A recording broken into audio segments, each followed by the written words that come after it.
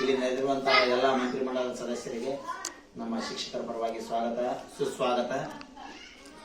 ಇಂದಿನ ಈ cabinet meeting ಉದ್ದೇಶ ಏನಪ್ಪಾ ಅಂತಂದ್ರೆ, ಮಂತ್ರಿಮಂಡಲದಲ್ಲಿರುವ ಕೆಲವೊಂದು ಸದಸ್ಯರುಗಳು ತಮ್ಮ ಕೆಲಸಗಳನ್ನ ಸರಿಯಾಗಿ ನಿರ್ವಹಣೆ ಮಾಡ್ತಾ ಇಲ್ಲ ಅಂತ ಒಂದು ಕಂಪ್ಲೇಂಟ್ ಮೇಲೆ ಇವತ್ತಿನ ಈ ಕ್ಯಾಬಿನೆಟ್ ಮೀಟಿಂಗ್ ನಾವು ಇಟ್ಕೊಂಡಿದ್ದೀವಿ.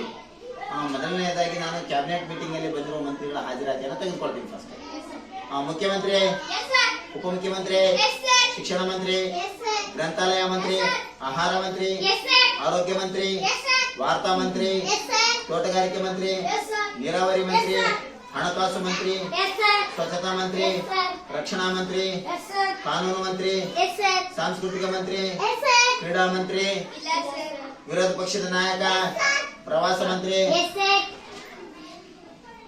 ಎಲ್ಲ ಶಿಕ್ಷಕರು, ಎಲ್ಲ ಸದಸ್ಯರು ಹಾಜರಾತಿಯನ್ನು ಕೊಟ್ಟಿದ್ದೀರಿ ಮತ್ತು ಉಪಸ್ಥಿತರಿದ್ದೀರಿ. ನಿಮಗೆಲ್ಲರಿಗೂ ತುಂಬು ಹೃದಯದ ಧನ್ಯವಾದಗಳು.